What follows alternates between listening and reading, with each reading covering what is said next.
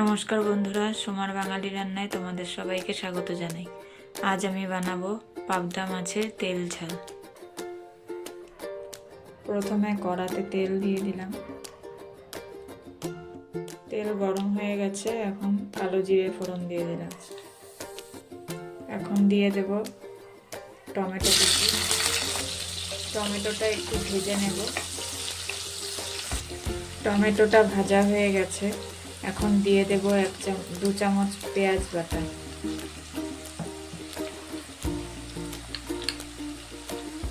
1 চামচ আদা লঙ্কা বাটা,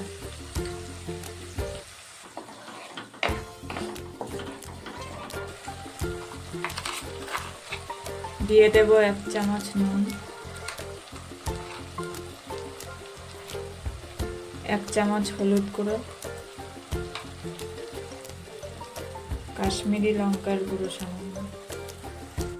এখন ভালো করে মশলাটা ভেজে নেব।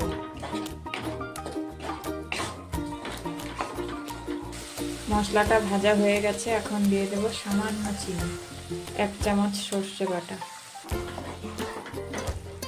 সামান্য জল দিয়ে এটা কষিয়ে নেব।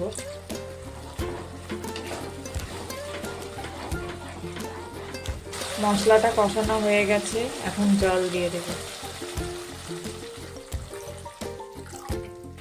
ঝোলটা ফুটে উঠেছে, এখন মাছ ভাজাটা দিয়ে দেব। মাছটা এখন হয়ে গেছে, এখন নামিয়ে নেব। তৈরি হয়ে গেল পাবদা মাছের তেল ঝাল।